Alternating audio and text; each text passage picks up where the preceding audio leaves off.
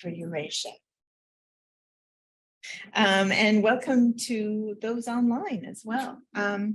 So for those of you who do not know NDI, we're a nonpartisan global organization that works in more than 70 countries to support those working to build and sustain democracy. We assist the development of political parties, legislatures, civil society organizations, and other institutions that form the foundations of a healthy democracy. We've been working across Central, East Europe, and Eurasia for close to 40 years. In recent times, as we've seen an increase in sophisticated information attacks globally, we began to develop our programming on information integrity. More specifically, we're trying to understand and gain a more accurate and nuanced understanding of how different audiences within countries in Europe and Eurasia respond to disinformation. And our programming focuses on strengthening civil society, media, and government efforts to counter disinformation and support citizens' access to reliable information, which, as we all know, is a basic democratic prerequisite. For this reason, we were absolutely thrilled to be able to host AidData, because we're obviously very, very interested in the work that you've been doing.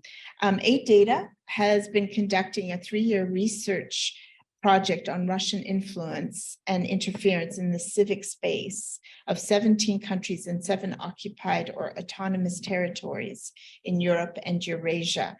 And their research is unique in that they focused on developing indicators that allow them to assess, monitor trends, and compare and contrast the domestic environment for citizens to assemble peacefully and to express their views without fear of retribution.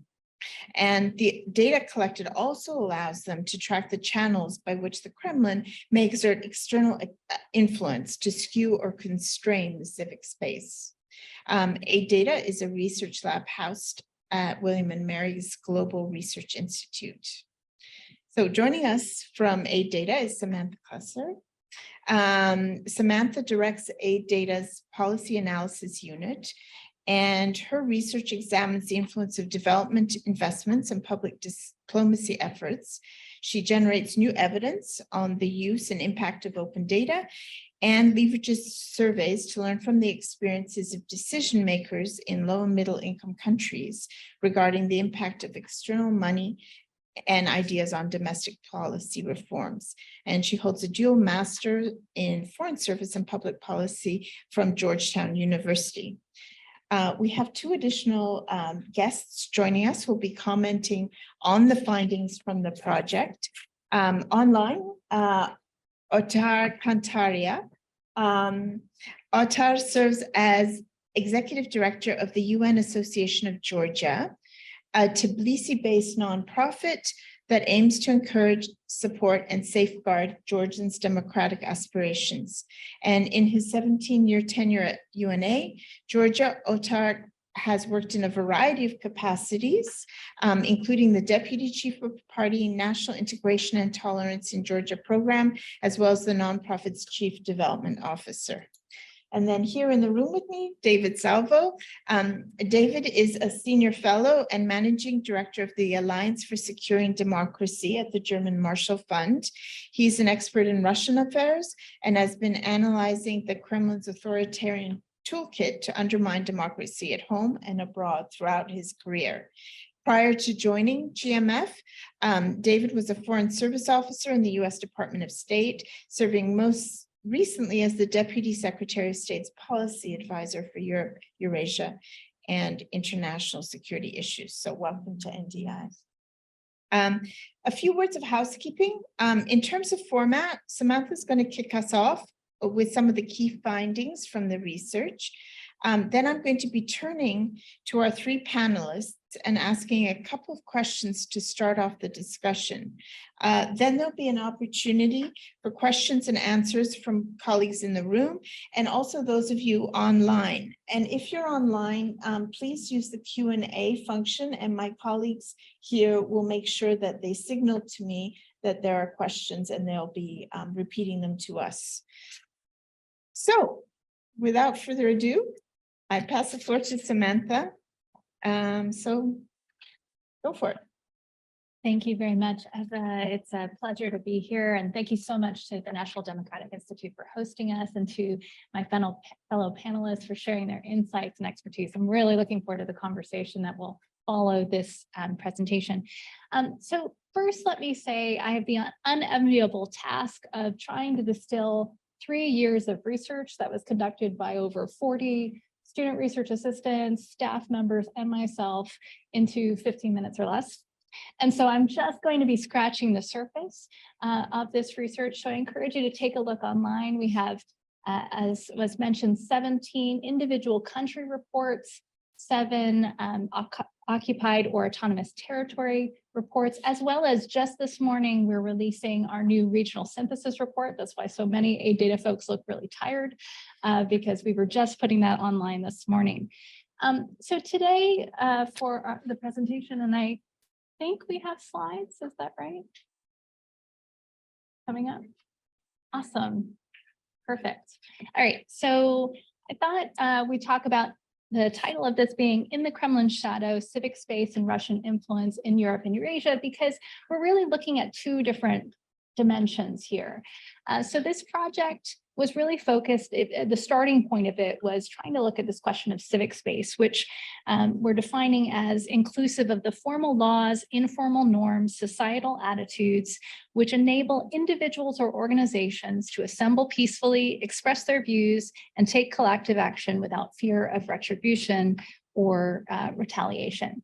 And so in this extremely data poor environment, we focused on trying to develop indicators that would be measurable and monitorable over time and space, and that would be useful for advocates, for organizations that are trying to support and build capacity in the region.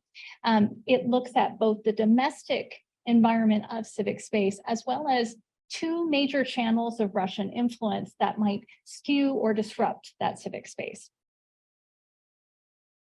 Go to the next slide. All right, so in the time that I have with you, I want to lay down some groundwork by focusing on just 10 top takeaways for me from the findings of this regional work, and then 3 promising avenues for responding to this. And I'll say that this draws upon historical data that was tracked from 2010 to 2021, as well as a survey of civil society organization leaders and constituents in 16 countries in 2022 to bring that up to the present day. Okay, so the first finding that I wanted to talk about is, we hear a lot in the news narrative and in policy discourse that we're concerned about eroding democratic norms, we're concerned about closing civic space. But a lot of this is based off of anecdotes, conjecture. Well, it looks like if you turn to actual hard data that we've been able to collect over this period, the data actually backs that story up, that we do see that civic actors are navigating more restrictive environments. We looked at 3 different dimensions of this in 17 countries. We looked at the instances of harassment and violence that were initiated against civic space actors. We looked at instances of restrictive legislation that make it difficult for CSOs to operate, finance, or to speak. And then we looked at the instances of state-backed legal cases that were brought against some of these civic actors over time. What you see on the screen is just a snapshot of some of the results that looks at this from the 2015 period onto the first quarter of 2021. And you see over 6,000 instances that were captured. A quarter of these instances occurred in 2020 alone. What's notable to me is that 2021 data is only 1 quarter of the entire year. And so if you if you took that and carried that same rate forward for the rest of 2021, you would see a similarly high degree of instances there. Of course, countries are not monolithic, and you see high concentrations of restrictions that are focused in Belarus and Kazakhstan specifically overall, but also countries are a little bit varied in which tools or instruments of restriction they tend to emphasize. And so an example of this would be Kyrgyzstan and Tajikistan, where you see much higher rates of use of things like restrictive legislation or legal cases, whereas in other countries you might see higher instances of harassment and violence. We looked also at who were the initiators of these restrictive acts. In the case of harassment and violence, that can be a variety of different actors. We found instances of this that were architected by domestic government actors or de facto authorities in the case of occupied territories. For restrictive legislation and state-backed legal cases, these were most often the authorities. But what's interesting about this, so certainly if you look at the bulk of the restrictions here, it's primarily governments or de facto authorities that are most often behind these things. But we do see examples of foreign governments, particularly Russia and Turkey, being quite prolific in being involved in restrictions abroad. There were actually 18 foreign governments that we identified as being involved in some of these different cases, but Russia at 28 instances, Turkey at 16. You can see on the screen here, oops, sorry, I didn't move it forward. That is probably more useful to you. You can see, you can get a sense of the most targeted countries by these actors. And I should say that there's a range here. So in some cases, you see instances where foreign governments are cooperating with local authorities to engage in legal means of extradition, though sometimes on highly questionable grounds, particularly labeling activists or groups as terrorists or as being included in national security watch lists. But these are still in cooperation with the local authorities. However, we have also seen examples of extra-legal means that particularly actors like Russia have used, denial of service attacks, hacking of social media accounts, and in some cases, physical injury and even death. In terms of the groups of civic space actors that were most often targeted, we see this most often happening with media and journalists, as well as political opposition members, particularly Forces for Democracy. Of course, there are some exceptions to this rule when it comes to restrictive legislation. It's formal civil society organizations that are the most commonly in view here.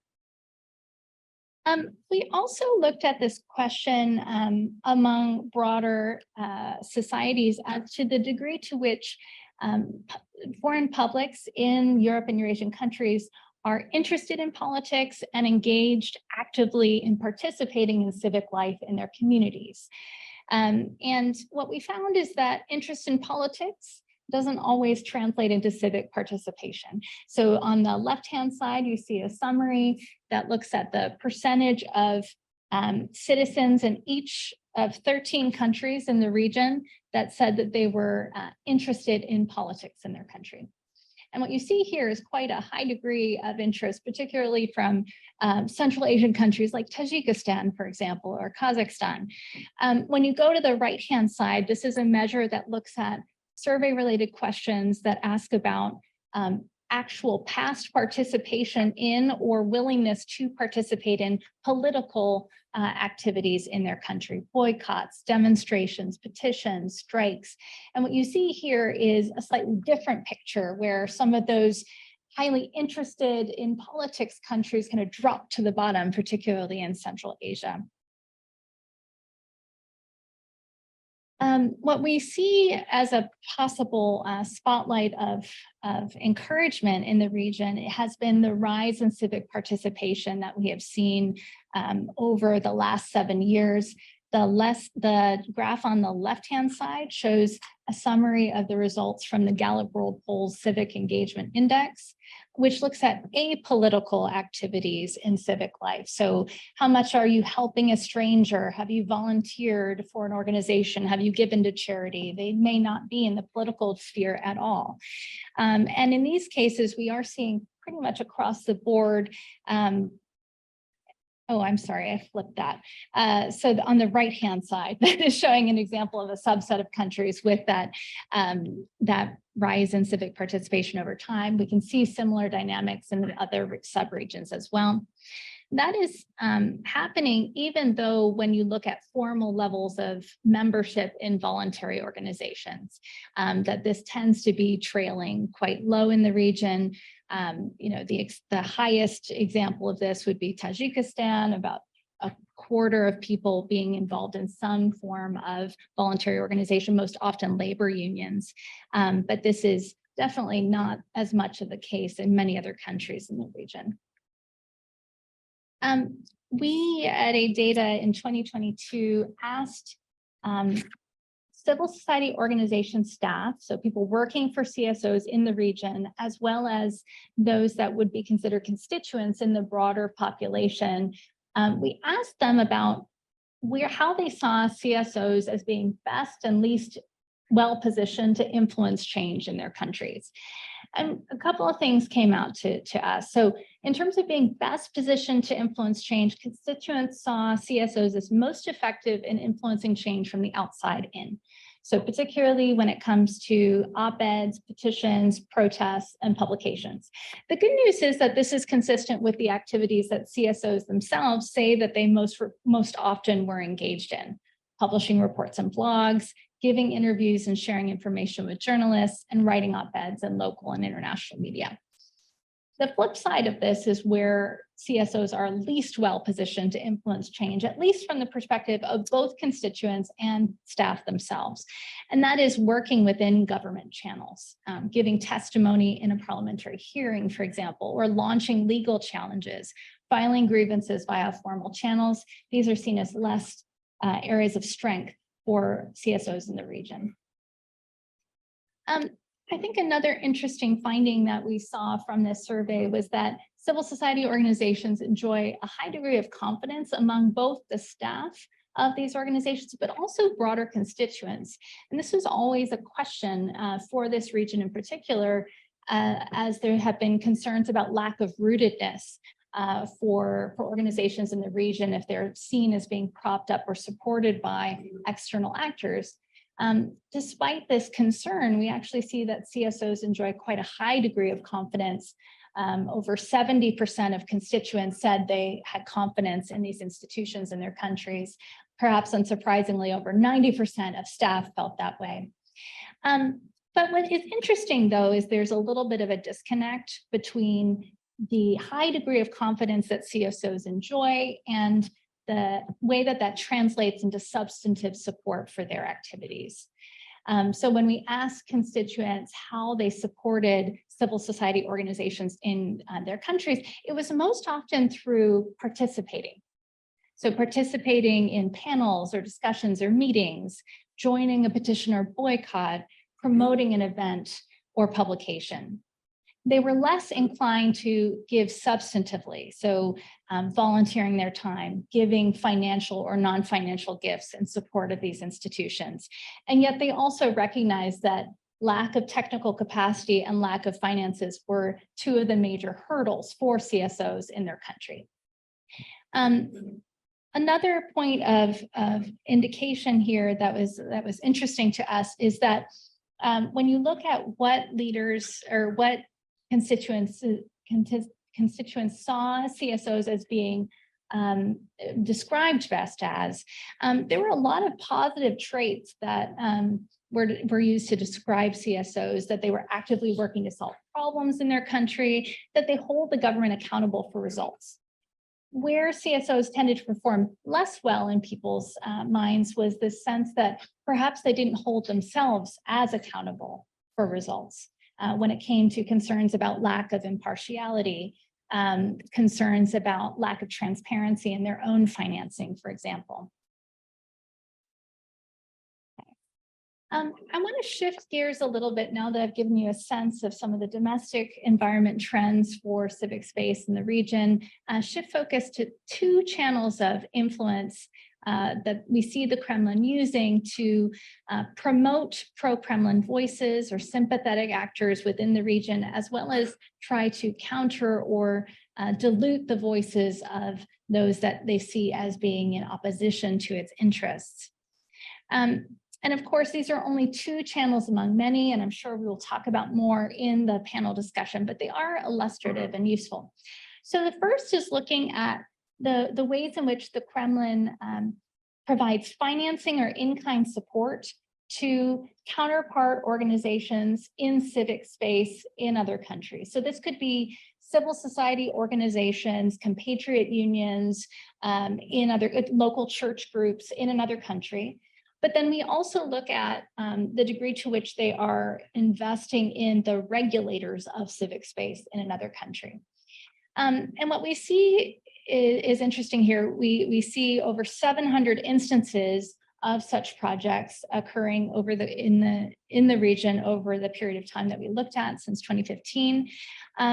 But we do see that there's a clear pecking order of countries. So the favorites are the countries that receive disproportionately large volumes of such projects relative to their population. And this would be Kazakhstan and Kyrgyzstan by far are the revealed favorites, if you will. The strained are actors like Uzbekistan and Ukraine that received lower levels of such projects relative to their population size. Now, as we'll get into in a little bit, this doesn't mean that the Kremlin isn't interested in places like Ukraine. They just use a different tactic and channel. And then the rest are kind of in the middle of the game here. But in addition to thinking about countries, we also need to look at this subnationally as well. And it turns out that the Kremlin isn't equally interested in all parts of countries. They have some revealed priorities. So most often this is in the form of capital cities that get the vast majority of attention. This is particularly true in places like Central Asia. The top 10 cities include several examples from Kazakhstan, as well as Kyrgyzstan. These cities often receive as much or more attention than entire countries in the region. And then also important to say that we have found pretty detailed evidence that the Kremlin has outsized interest in occupied or autonomous territories in places like Georgia, Ukraine, and Moldova that receive a disproportionate share of attention as well. In terms of the thematic areas of focus of these civic space projects, so most often this is in the form of event support. We also see a lot of political skills training for youth. In terms of the thematic areas of focus for Emerge, emphasizing building relationships and education for youth and youth scholars and children, the next generation of leaders, if you will, an emphasis on the Great Patriotic War and World War II, particularly the role that Russia played in countering Nazism, the emphasis on shared religious ties with the Orthodox Church, and Eurasian integration, encouraging greater interdependence between countries economically and security-wise with Moscow. This is particularly evident in Central Asia, but consistent through all of the countries we looked at. I mentioned earlier that we looked at two channels, and we do see very different things. So if you're thinking about how China uses, if you're thinking about how Russia uses money, it is mostly in Central Asia. When you think about how it uses media, it is disproportionately in other parts of the region, particularly Eastern Europe is as a major focus. And in fact, we looked at two different aspects of this. We looked at the amount of mentions of specific civic space actors within the media coverage of two state-run media outlets for Russia, Sputnik and TASS. And then we also looked at this in terms of the number of mentions of 5 key words, instances of NATO, the United States, EU, the West, and democracy as indicative of kind of democratic rhetoric, if you will, or democratic rivals to Russia's interests. We looked at the frequency of mentions of these things with regard to the countries in Europe and Eurasia, and we looked at the sentiment of these mentions. I think a couple of things that come out to me immediately. Ukraine was the predominant focus of the Kremlin's media coverage throughout the entirety of this period. It alone accounted for 55% of all mentions and pretty much consistent across the civic space actor mentions and the keyword mentions. And what's notable, if you look under the hood at the nature of this coverage, it has a dual emphasis. It focused on shaping domestic attitudes within Ukraine about its position in the world, but then also sought to influence international attitudes in the rest of the region about Ukraine. The last key finding that I want to emphasize here is that we see some synergy in the narratives that the Kremlin is promoting via its media coverage to what we said earlier about the emphasis it has in its civic space projects. This figure here shows the most frequently mentioned individual civic actors across all of the coverage that we tracked. You'll see a heavy emphasis on Ukrainian-oriented organizations, particularly the right sector, as a good example of this. And these tend to tie to broader key narratives that Russia is promoting. So Eurasian integration, Russia as a national security partner, sowing doubts about the West, propping up what Russia can offer. Okay, last thing that I want to emphasize, or two last things, and then I will close. So does all of this matter at the end of the day? There's a lot of concern about whether the Kremlin's influence in civic space in the region is good or bad. Is it malign or benign or beneficial? Well, rather than speculating on that for ourselves, we asked this question of civil society organizations in the region and constituent groups as well. And what we saw pretty clearly, so the census results are what CSO staff said on the top left, and the constituency groups is what kind of the broader population said in the same countries. And we asked them to assess the influence of various foreign groups, whether this was seen as harmful, beneficial, or neutral to civic space in their countries. And we asked them to look at this in terms of several Western democratic actors, the EU, the United States, and the United Kingdom. We asked them to look at this in terms of Russia, and we asked them to look at this in terms of a few other actors, Turkey, UAE, China, and Saudi Arabia. What you see, I think, across the board for both sets of groups is that there's a clear distinction, right? So Western influence, EU, US, UK seem to be more beneficial pretty much across the board for both census and constituency groups. Russian influence is pretty much seen as the most harmful by both groups. And then I think the others are kind of in the middle. When you look at Turkey, UAE, China, Saudi Arabia, you actually have a much higher set number of people that are saying they don't know. And then those that do have an opinion are more likely to say neutral. The last thing that I want to leave us to, and this is maybe a good segue to, I think, a discussion with all of you and with the panel, is we asked civil society leaders as well as constituents in the region, what could be done to build the capacity of civil society organizations in your region without undermining credibility?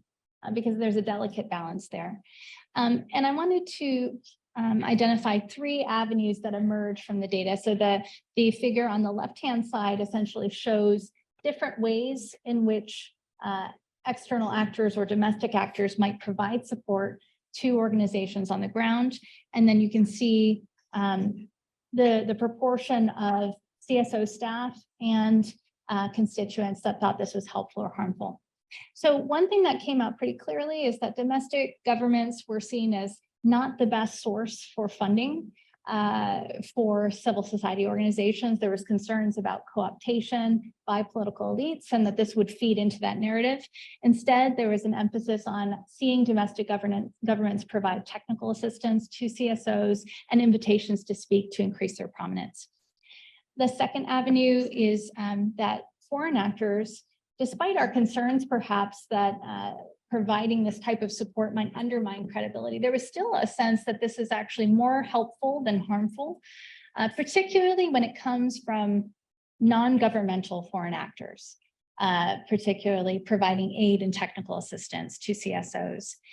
And there was also a sense that foreign actors can play an important role in educating governments and the broader public about civil society's importance. So with that, hopefully that puts some things in the ground to talk about. Thank you so much. Thanks so much, Samantha. Before we let you off the hook, or before we go to questions, I wonder, could you talk to us a little bit about methodology? I mean, the challenges of collecting this data. How do you then create barometers? It's a hugely diverse data. So maybe you can speak to that first, and then we'll go to questions. Yeah, you know, this was a challenging project. I often say that AidData as a research lab tends to thrive in areas that are data poor, meaning that there are real world policy questions that people want to have answers to, but there is a paucity of data that is comparable over time and space.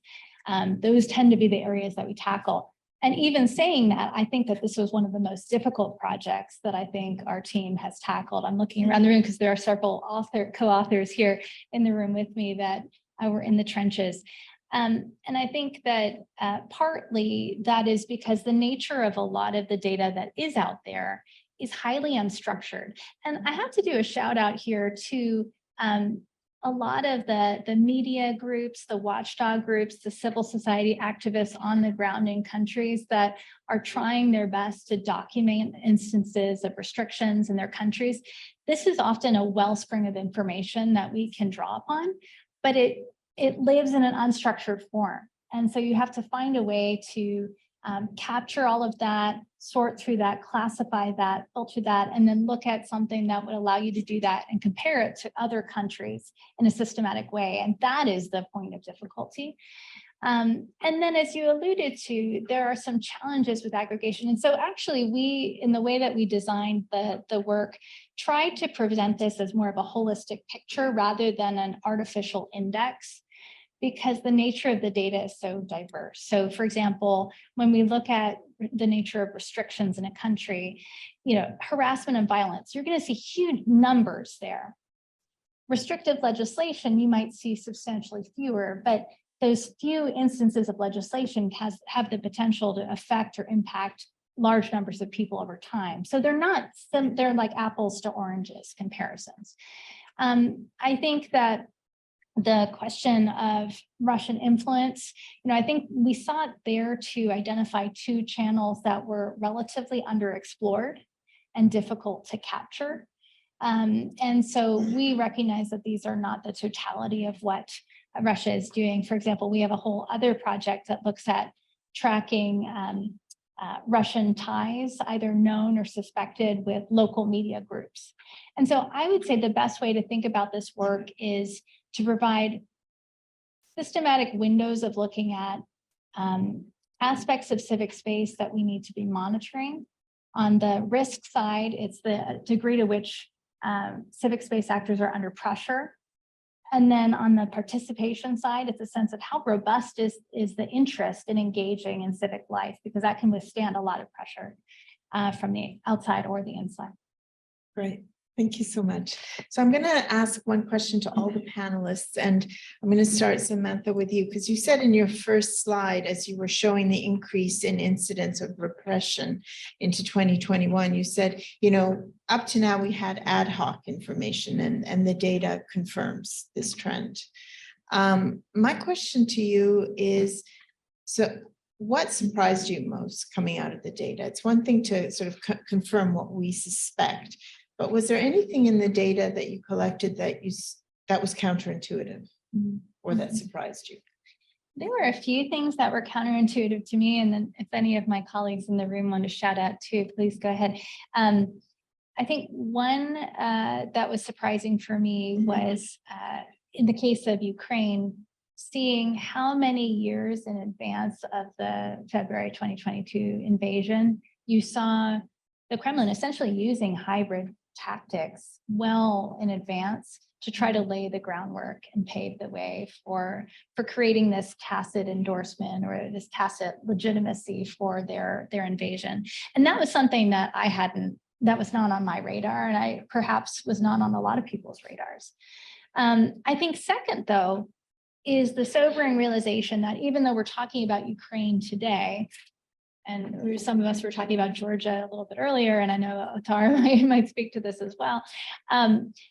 We're talking about Ukraine today, but what I see in the data is how similar we see the tactics that the Kremlin is using in other countries as well. And that is indicative that, we should be thinking about what is the next Ukraine, because you see that playing out very clearly in the region and the data that we have. And then I think, the emphasis on subnational information being really important, and that, we tend to talk about countries, but Russia tends to think about this in terms of localities, and not all localities are equally important. And I mentioned capital cities, borders, as well as occupied territories and autonomous regions. And I had seen this kind of behavior before within another authoritarian actor that I studied, China, and I didn't anticipate to see the same kind of tactics. Thank you, Samantha. David, same question to you. What was surprising to you? I'm going to piggyback on what Sam just said about localities, because that was the piece that jumped out to me. I did not expect to see Russia be so successful at micro-targeting in countries that they ostensibly know very, very well. My organization studies Russian interference predominantly in the West, the transatlantic space, so excluding most of the countries that Sam and her team studied. And what was surprising to me was, so we've seen a lot of instances of Russian targeting of subnational groups or micro-targeting local communities in either a particular electoral context or a referendum on independence or supporting separatist movements. And I know the emphasis in the countries that AidData studied was different, but that's sort of honing in on sections of society where they could where Russia's really able to leave their mark. That really jumped out at me. And the tools and tactics that AidData studied, this is the Russian playbook. And I think we've sort of long assumed that these countries are sort of the training ground for Russia's interference experience, let's say, well beyond its borders. And I think the data really corroborates that. So it's really useful to see that sort of quantitatively defined the impact of and the experience of Russian interference in suppressing democracy and targeting specific sections of a society. We're seeing this now unfold here in the United States and elsewhere in the West, and it's born out of decades of experience doing the same things in the countries of the post-Soviet space and Eurasia. Otar, I wanted to ask you the same question. Sure. Can hear me, right? Yeah. Yeah. Thank you, first of all, for making me part of this meeting and for a really, really interesting work that you have done over the past 3 years, and a wonderful presentation too. I would agree, yes, the locality perspective that the Kremlin is taking does, I just want to confirm it from the ground that does work really effectively. All Russia has to do is work in the occupied territories, and on another hand, work in Georgia, trying to push the territorial integrity, conservative, nationalistic sentiments, and then you have a never-ending cycle. So it's been going on for the past 30 years in Georgia. So it just confirms that this is a very thought-through tactics of Russia. And yeah, but what I was most surprised from this research, from the presentation, is that is how similar not only the tactics but the results they get. how similar they are. When there was a slide of where civil society organizations are best positioned or least positioned to perform well. I mean, that slide probably could be only about Georgia too. And just realizing that, yes, civil society is seen as controlled by foreign agents, foreign operators, or civil society not being able to influence the conditions or being generally inept. These are the stereotypes and these are the feelings that Georgian society also adopts. And it is surprising to see that in all these countries that were part of this research, you get the same result. Yeah, that's quite fascinating and interesting to further look into. Yeah, thanks. Thanks so much. I'm going to ask the panelists each a question. And so for all of you in the room, start preparing your questions and also online, and we'll then open up the floor. So Sam, you know, one of the great welcome surprises, I think, for political analysts has been the resilience and the activism that we've seen of Ukraine's civil society. But it was a surprise for many. And I'm wondering, you know, based on the analysis and the data that you've now collected, because it went up to 2021, had we had that information sooner, would we have predicted, does the data predict that Ukrainian civil society would have been so resilient? Mm-hmm. That is a great question. And I've already been asked that a few different times. And I will say that I think it does show a trajectory.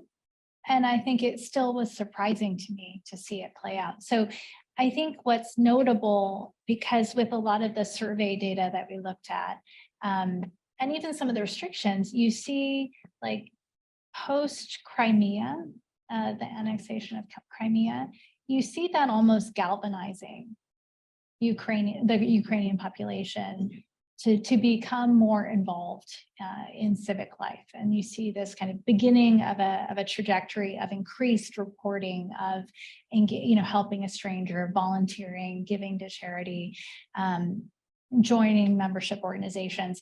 And so in a way, that is the early seeds of the more sophisticated efforts that we see today, where civic space actors are involved in supply chain support to the military. They're helping evacuate villages and local areas. They're thinking about providing information and intelligence gathering to support the work of their military and allies. So, you know, on the one hand, today we all stand amazed because we didn't see this coming. But yes, if you look at the data, you can see the early seeds of it there. I think the other thing it shows is the importance of investing early and often in civil society. I mean, this is why the work that so many of you in the room and online do is critical. The data supports that idea too, that, you know, it's that strong patient investment in Ukraine. I think if you saw the same kind of pressure in a place like Belarus, for example, I don't think you'd have the same resilience in response to a Russian aggression, because the environment is so restrictive. The state of civil society is so under attack that I don't think you would see that same response. Thanks. Otar, I wanted to shift to you. You are in Georgia right now, and we've been seeing increasing tensions between government and civil society. And in that kind of an environment, it's probably ripe for increased pressure from Russia and interference. And I'm wondering, based on your own research and also the research conducted by AidData, what can external actors, whether it's foreign governments, whether it's NGOs and think tanks, what can they do to help domestic actors, both civil society and state actors, to reduce their vulnerability to outside interference without obviously undermining domestic actors and their activities? Thank you. Thank you for the question. How long do I have for this? go really long. Yeah, there's a short answer and a long answer. Which one should I take? Well, I'll just. I mean, you can stop me anytime, of course, if I go too long. But I have to speak from the context and with the context. Georgia. Georgia is a small country with a really proud and long history, but we are still very young in our democratic journey. Georgia, like century ago, if by the start of the 20th century, when Georgia first broke out from Russia's chains and started the first republic in 1918, Georgia was far ahead of any other European nation. We had universal suffrage. We even elected a female Muslim to an elected position in 1918. It was more than a century ago. But Russia killed it off in 3 years. The Soviet Union killed off Georgia's democratic experiment, and then the 70 years of Soviet occupation followed. But what they did, that's the part which is important or relevant to this discussion, is that they completely rewrote the 3 years of Georgian democracy. They ripped the Soviet propaganda, completely manipulated the storyline, and rewrote the democratic success into a failure. And even in my school, my textbook taught that part of Georgia's history is a shameful part, where there was a lot of failure, a lot of politically inept and politically impotent people, a lot of treason, and a lot of traitors. So that's how the Soviet Union saw any mention of democracy or any mention of freedom acceptable, basically non-acceptable for the whole Soviet narrative. Since then, the Russia hasn't changed, the tactics hasn't changed. What only changed is the delivery mechanism. Now it's much faster, much easier, much quicker and cheaper to engage in disinformation and to manipulate people's opinions and to manipulate the public into believing something or otherwise. What we are seeing in the last 30 years of Georgia, most of the democratic gains that we've had over the past decades, we're backsliding on them at an increasingly high rate. The numbers that Samantha presented does reflect that. There is a growing trend of the incidents and harassment and everything. I'm not sure if that data included the harassment and violence perpetrated not by the government, but their proxies, the conservative hate groups, the July pogroms of July 5 violence on media workers in 2019, and many other similar violent episodes in Georgia are just increasingly limiting the civic space for civil society. And the point that I want to make here is that yes, the Kremlin is a big part of that process. The Kremlin's influence is, of course, considerable, but we cannot attribute the whole impact. That would be a compliment for Kremlin. We cannot attribute all of it to Kremlin only. One of the biggest threats that I see in all of that is, yes, Kremlin's tactics are effective. Kremlin's disinformation operations are effective. And it's really interesting to hear that they're being really thoughtful and really rational how they approach different countries. Yes, they spend money where money has more chance to work, like in Central Asia. And they probably presume money wouldn't change much in Georgia or Ukraine, and they're more relying on media channels and media arms for this information. But in Georgia, the problem that we are seeing today, and probably it's not only Georgia, you would probably see the same in Eastern Europe, you would see a lot of it in Central Europe too, maybe some of it in the US too. There is a lot of recycling of Russian propaganda. Because what it is essentially a proof of concept that it works. It is how you manipulate people. This is how you manipulate media, and this is how you cast doubt on anything and everything. And I mean, if Georgian media wouldn't repeat what the Russian TASS or Sputnik would say, they will happily repeat what some of the more conservative media outlets in the US or in Europe would say, or some TV presenters would they say. And it becomes an arsenal and a tool set and a playbook of local actors as well, not only Kremlin, but local actors as well. And that's creating a double impact, because these local operators, local political groups, they might not be directly dependent on Russian machinery, propaganda machinery, but they become part of it by adopting the playbook for their own political gains. So liberal values and democratic gains and democratic development is in double jeopardy now. It's attacked by Russia, and it's attacked with the same tactics and with the same playbook. It's attacked by locals as well. And the March events in Georgia about the foreign agent law was the brilliant representation for it. It was a Russian law, copy-paste, with the full of the Kremlin spirit, and even the argumentation that the justification that the local political groups used to justify the law was word in word similar to what the Russians say.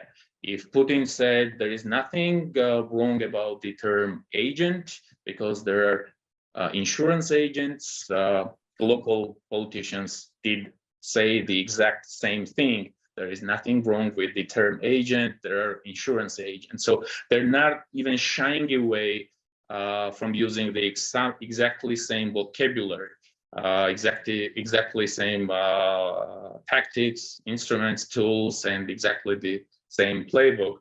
And well, Georgia was lucky enough and strong enough to repel that assault on civic space, and we did survive March.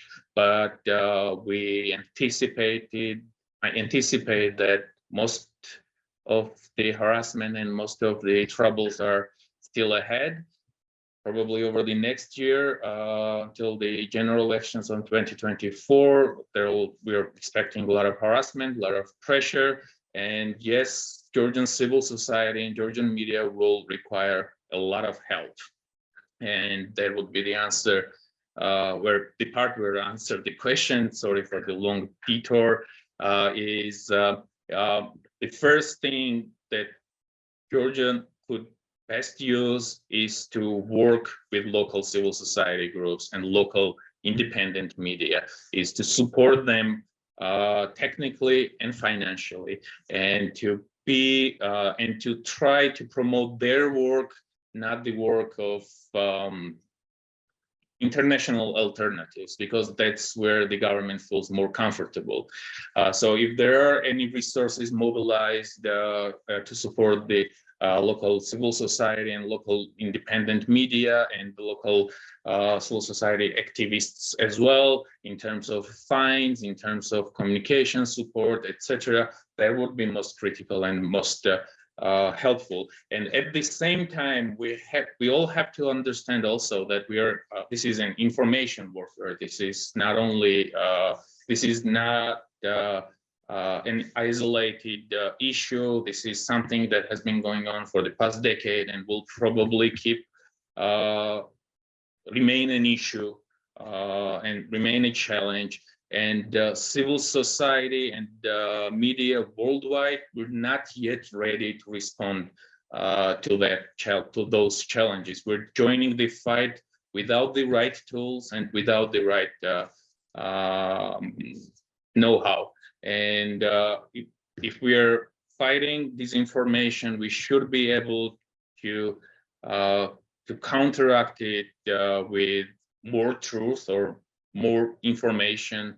And we're still not unable to do that. I'm speaking for Georgian civil society. We are still operating with the same tool sets and the same methodologies that we have been working for the past 20 or 30 years, which is no longer adequate and no longer effective.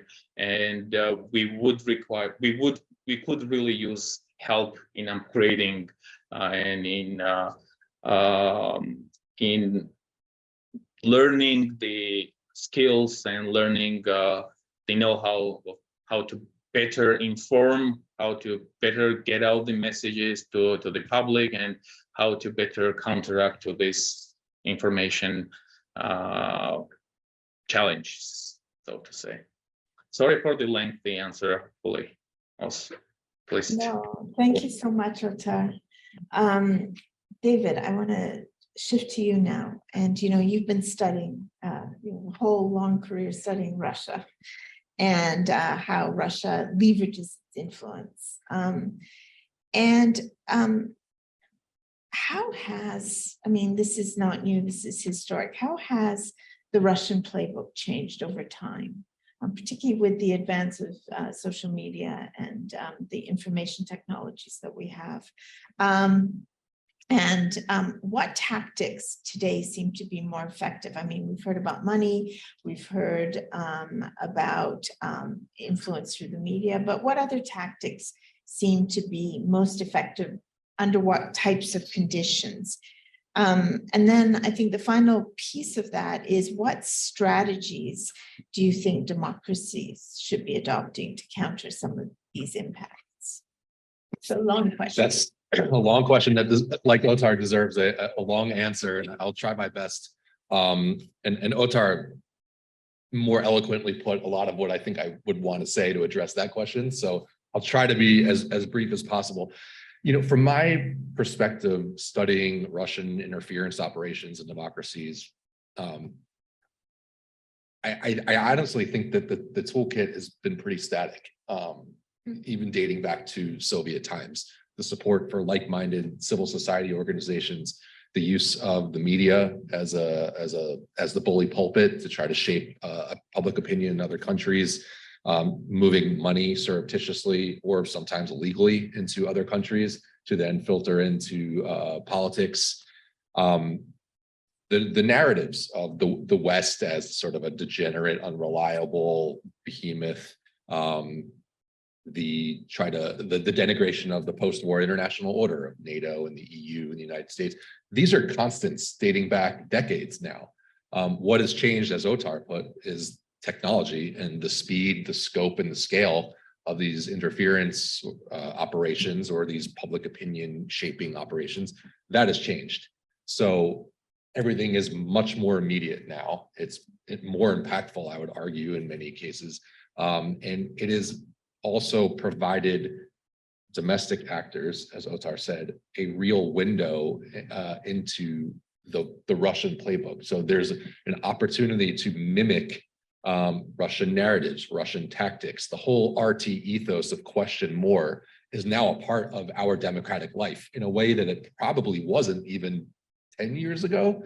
So unless it was, was really relegated to like the fringe of democratic society, and now it's a mainstream thing, sort of the questioning of the democratic order. Do institutions really work in established democracies? That's now something that mainstream political parties talk about, and not just the United States, but in many European countries.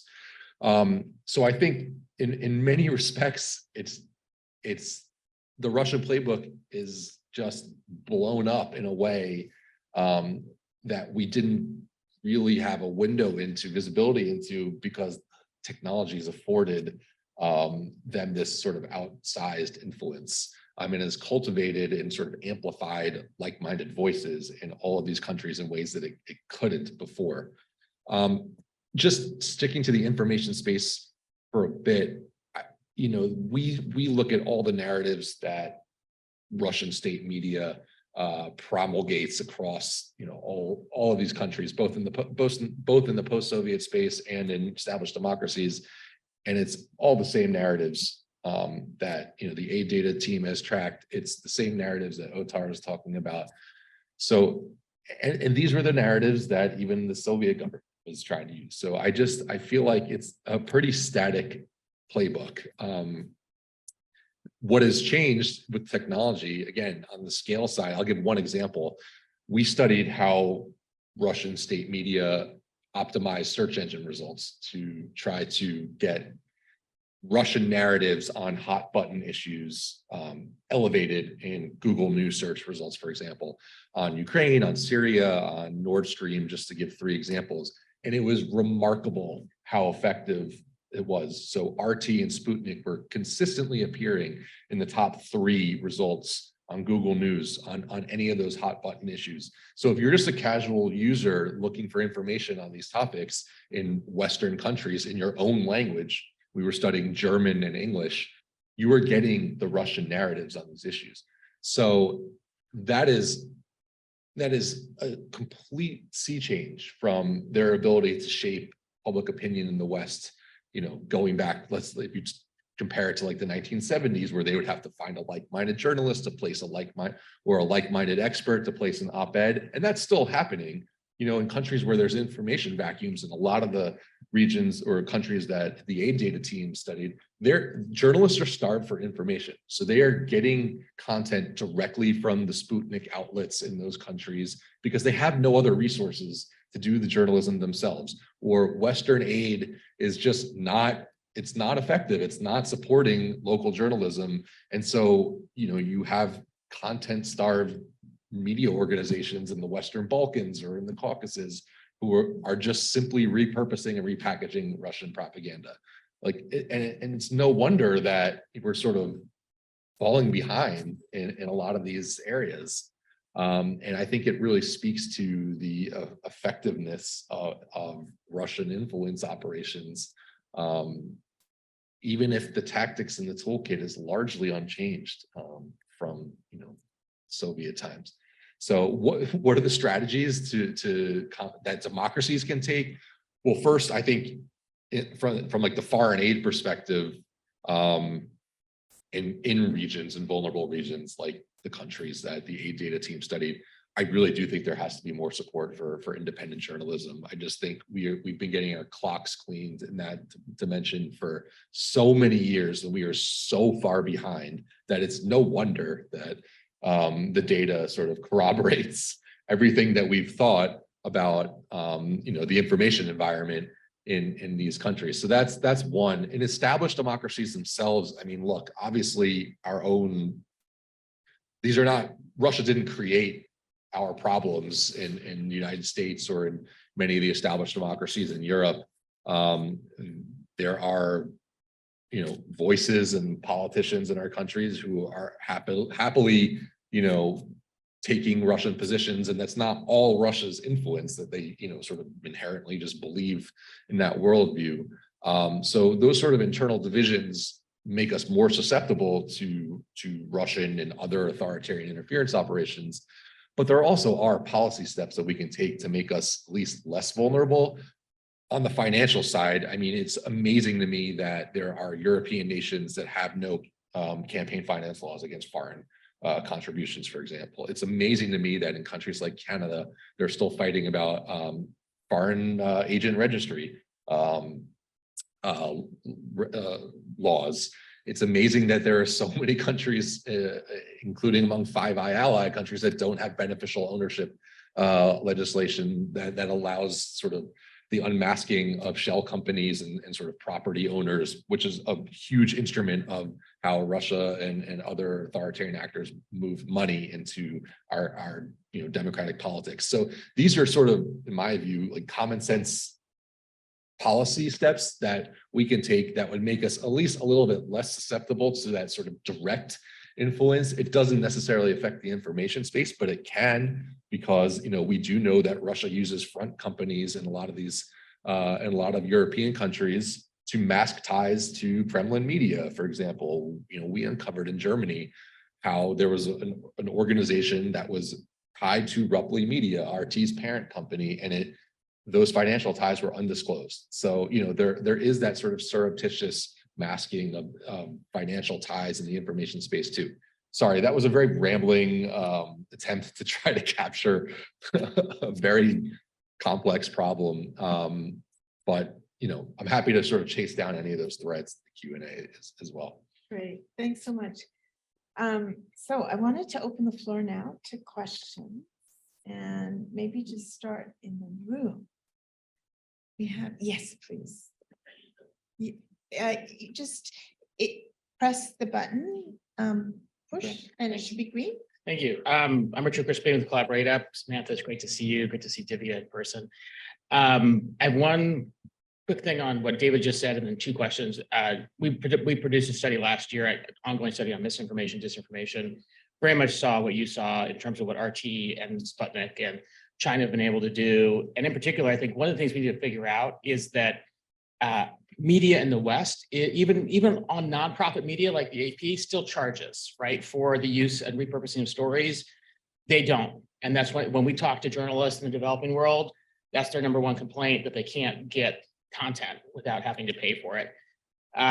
My two questions, maybe for Samantha first, but then anybody else on the panel, you in the first finding, you talked about harassment and violence. I wonder to what degree you can disaggregate what I'll call official violence from police and security forces versus CSO on CSO. If you have people on the right attacking people on the left, and on the left attacking people on the right, can you disaggregate that? And then coming back to a question that Dr. Busa asked, when you talk about technical assistance, what kind of technical assistance do CSOs most value? And we do a lot of work with supporting local organizations in developing countries. The thing that we're most asked for is not for technical assistance in what I'll call front office functions, but more in back office functions, HR, talent recruiting, finance and accounting, grant writing, fundraising. That's where they seem to want most assistance, but I'd be curious what was in the data. I can start and then others can chime in. So I think your note on the charging for stories is right on point.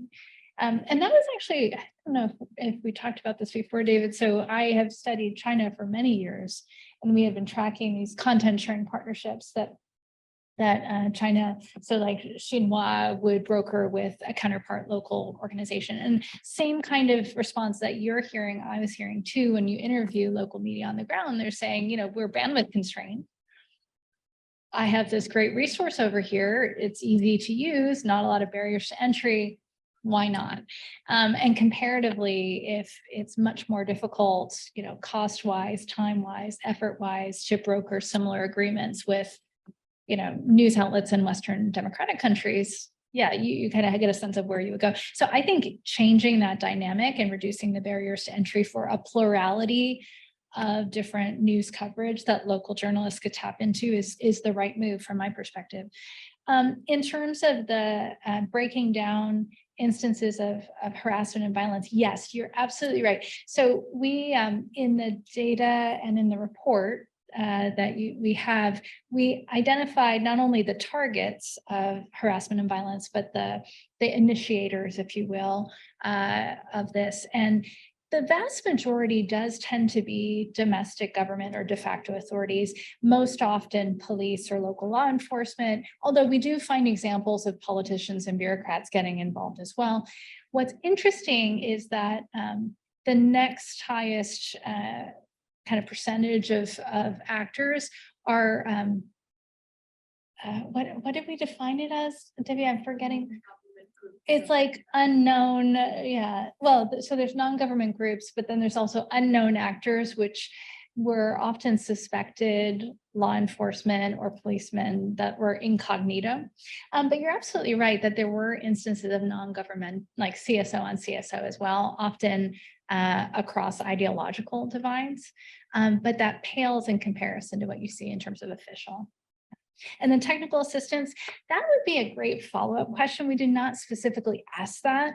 But yeah, I mean, I think that's really telling. You're finding about it's the back office functions versus the front office. I'd love to ask that question. I know a lot of foreign donors would love to know the answer. Yeah. to that question. You had a question.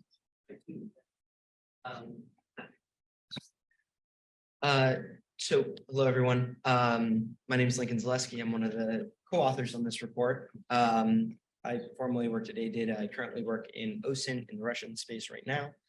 And I wanted to ask, one of the things we saw when we were doing this report, particularly on the media side, was the role of specific individuals, not just organizations. So the owners of media outlets and the leaders of specific countries. So I wanted to open this up to all three panelists, but anyone can pick this. How important do you find the role of specific individuals, not just organizations, in the promulgation of Russian propaganda? So basically, do we see sympathetic leaders or actors as being extremely important to Russian influence? Or can Russia influence in any environment, as we've seen in the West, in unsympathetic regimes based on their understanding of civil society? Like, how easy is it to co-opt leaders and co-opt individuals versus just operate in any civil society space?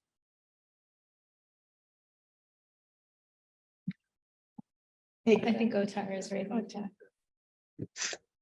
Yeah, hi, okay. I raised the hand with the previous question too, but I'll try to answer both. I would say it's easy today because I mean, any populist politician or a group just becomes increasingly easy to adopt the Russian playbook, just to use the same methodology, same messaging, the same channels, and it just helps you create the agenda, helps them create the agenda that they need to be part of. Yes, the organizations are important, but so are the personalities. For example, in case of Georgia, we do have this controversial issue of an oligarch, for example, who is instrumental in making the Russian propaganda, Kremlin's propaganda, more effective. That would be a political speculation on my side, probably. But yes, individuals are as important as organizations, of course. If I'm answering, if I understand the question correctly, and yes, it's increasingly easy to do that, and it's increasingly easy to enlist both people and organizations in these narratives because they resonate well with the people, and as long as you're building the narratives based on ethno-nationalism, based on conservative values, on survivalism, and the evil that the West is, quote unquote, it's easy to do all that. And the Russian, I mean, Kremlin's propaganda is never about how good Russia is, right? Kremlin's propaganda is always the West is bad or as bad as we are. It's what a lot of whataboutism involved, a lot of deflection of blame involved, which is the comfortable position and a comfortable place for any populist politician to be in. Also, as David said, technology makes everything quick, and so there's always a big scandal after scandal. We had huge protests in March. In April, we had a different issue to focus on. In May, we had a completely different issue to focus on. So this attention span is also very limited now. And this is an added resource for anyone involved in this disinformation narratives, because, well, one thing doesn't work, there is always another in the pipeline. I just wanted to also, I'm sorry if I didn't answer the question, but I also wanted to go back to the previous question about the technical assistance. I tried to touch on this issue before, but what I want to emphasize and underline is that we are in a completely changed world in the digital era, information era. Everything is happening in social media and social networking sites, and the opinions and behaviors even are influenced through communication. And we have to be able to respond to that. And the only way for that to happen is if local civil society groups and local non-profit media or other independent media are provided resources for that. And for now, as of now, funding for non-profit media or even for any other media is a rarity. For example, us, UNA Georgia, we are part media organization. We run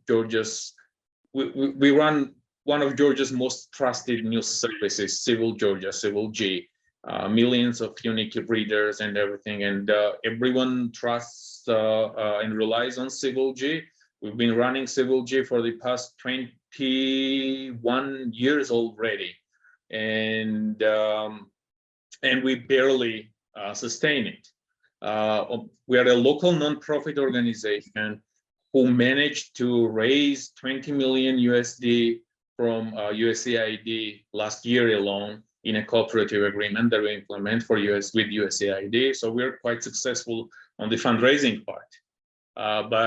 So we have the skill set for fundraising. We have the knowledge and networks and everything for high quality, productive fundraising, but we are not able to secure enough sufficient adequate funding for our nonprofit project, nonprofit media project, which is essential, which is very cheap, but we still don't have enough funding for it. And other nonprofit media in Georgia are even in a worse situation financially. There is only limited project-centric funding, and they're short in duration, so there is no continuity. Organizations and media outlets are not able to do investigative journalism because it requires time, and they don't have it. We cannot do long-term planning, etc. So instead of, many donors, many development partners of Georgia have invested lots of resources in technical assistance, like training in fundraising or proposal writing, project development, as was mentioned already. But if there are no sources to fundraise from, where would you take these fundraising skills, right? So unless these resources appear and these resources are made available for local media, the fight will remain asymmetric, because yes, if we want to counteract the Kremlin's propaganda and the local copycats and recycled narratives as well, we need to be able to at least have a say and have a voice. So yeah, that would be my answer. Thanks, David. How about you on the influence of influencers? Yeah, so it's a great question, and I think maybe this is a cop-out, but I think it's country dependent.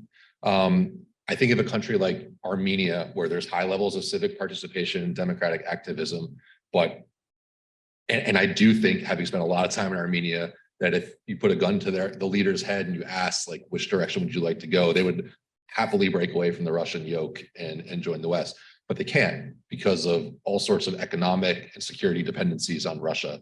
And so it's a lot easier for Russia to co-opt loosely, political leaders in that sort of environment than it is in a country like France, which has its own, completely different set of circumstances. Or, take Serbia, where, for a long time now, the population, I think, if you polling shows that there's support for EU membership, for example, but they're in this information feedback loop where they're being told, not unjustifiably, that the West is an unreliable partner, that the EU is an unreliable partner, that Russia will never go away, and Russia's investing in infrastructure and culturally and religiously. The Serbs and the Russians are, they're Orthodox, part of one Orthodox community. It's hard in that in that sort of information space in those circumstances. I don't think, for example, that Alexander Vucic is co-opted by Russia, but it's hard for him to sort of break out of that sort of information paradigm, right? But if you look at other countries in the West, it's much more personality dependent. And I think what Russia does well is to try to cultivate like-minded, ideologically aligned allies in those countries' politics. And that's happened in, Germany, it's happened in France, it's happened in the United States. So that's not a surprise, but I think those politicians, they're not where they are because of Russia, but they see themselves as sort of sharing, either wittingly or unwittingly, of the Russian worldview in many respects. And so that is a true feedback loop. So it really, I think it does depend on the particular country and the politics at play.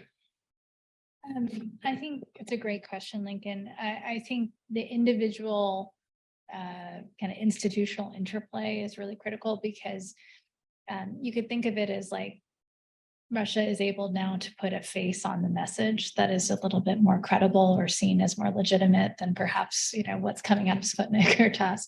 And that can be really powerful. And, you see that playing out in a lot of the media coverage we looked at too, where there's almost at times the Kremlin trying to provide some protective political cover for pro-sympathetic or like pro-Kremlin allies, like individual politicians, individual journalists in these countries trying to, critique their opponents or their critics to protect their voices. And I think, the two channels that are particularly important to me where you can see an amplification effect, technology was mentioned before, like when you're dealing in the realm of social media, now we're in many-to-many communications, and often to get access to the networks of these individuals, you have to bring these individuals along. And so that's what they almost provide kind of a gatekeeping function, if you will.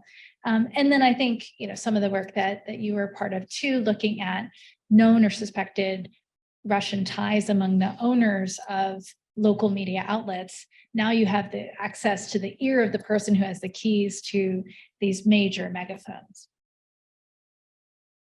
Is there, I see a chat, is there anything coming from online questions? We don't have any online.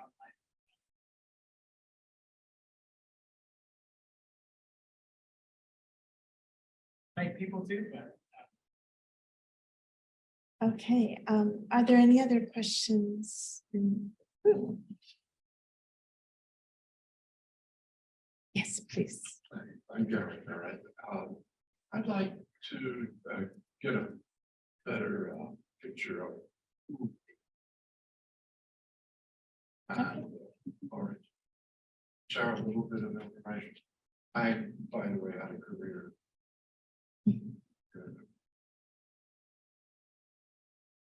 I'm curious what the links are. Yeah, absolutely. Great question. Happy to do a little infomercial for you all on AidData. So AidData, we're a research lab based at the College of William and Mary in Williamsburg, Virginia. We have been kind of in operation in our current form, I would say, for about a decade now. I've been at William and Mary for about 10 years. We are known for producing novel data and research that answers the question, who is funding what, where, and to what effect. So we initially started our focus by looking at tracking foreign aid from traditional OECD kind of Western actors, and then started to look at the role of emerging donors like China, the Gulf Cooperation Council countries.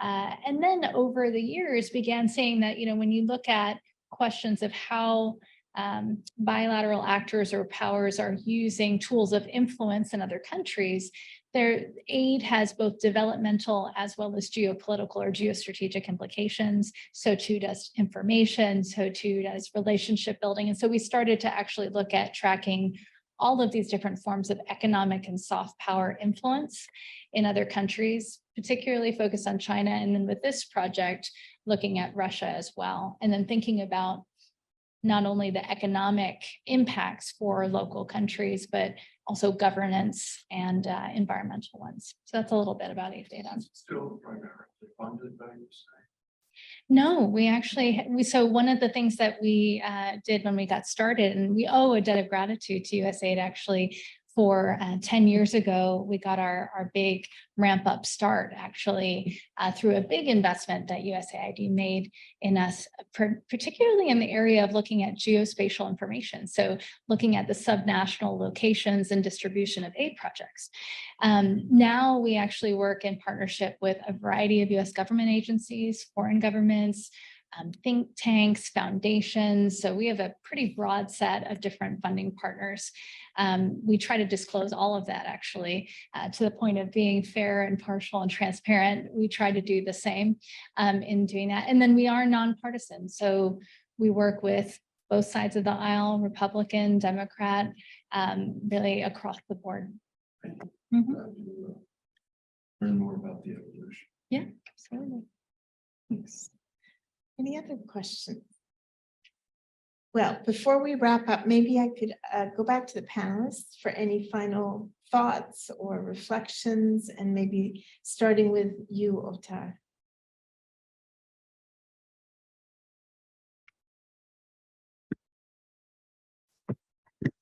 Well, it's been a pleasure to be here today, and I think the exercise of looking at how and where, I'm sorry, I'm making noise, how we and the Kremlin's propaganda and Kremlin's information influence is looking is something that requires continued and more in-depth look, and I think AidData and NDI both for producing such an important and such an interesting piece of information, which should be really helpful for us on the grounds to better understand what we are up against, to be more correct, and how we can better respond, and what we should be doing or as a civil society sector at large. And I'll just look forward to any and all opportunities of interacting with you again. And thank you again for making me part of this interesting process. Thank you, David. It's great to be with everyone today, and thanks again, and congrats to Sam and the team for this amazing study. I honestly think we need similar studies focused on parts of the world that are particularly under-resourced and understudied. And by this, I mean a lot of parts of the global South, where from both a Russian perspective and a Chinese perspective, these countries are, really facing serious challenges. Just on the information side alone, RT en Español is the single most engaged with Spanish language media organization on social media. So, that's an entire subset of the global South. We all know what's happening in sub-Saharan Africa with the Wagner Group and with Chinese malign influence. So I think a study like this in those parts of the region would be really illuminating and would help shape foreign aid donors, I think, in steering their resources in the right direction. So I would encourage AidData and others to be, including my own organization, to try to move in that direction. Thank you. Final words. Oh, final words. Thank you to all of you for coming and engaging with this research. I think a couple of final points. So one is just to reinforce my humility and thanks to the tireless work that we see actually of human rights defenders and civil society and independent media on the ground in so many countries. We really were able to build upon the foundation that they laid. And so we wouldn't be here today talking about this if it weren't for their efforts. Secondly, I think this gave me an appreciation talking to the panelists and doing this research of the importance of bringing the macro and the micro together. So the very detailed, granular examples that you can pull out about these specific cases of influence or restriction compared with the quantitative numbers to be able to look at trends over time. And both are essential and they can speak to each other. And then the third, even though we saw a lot of common themes and trends, countries aren't monolithic in terms of the intensity of pressure that they face and the types of pressure they face. And so I think it's worth having that granularity to be able to encourage us to target the right programming in the right areas at the right time. Thank you. So thank you, a huge thank you to the panelists for joining us. Thank you to AidData for doing this work. And I really hope it continues because we're up to 21, but we need to continue to be monitoring these trends. Thank you to all our guests for coming, and a big thank you to the NDI team, particularly Mally, for doing a lot of work.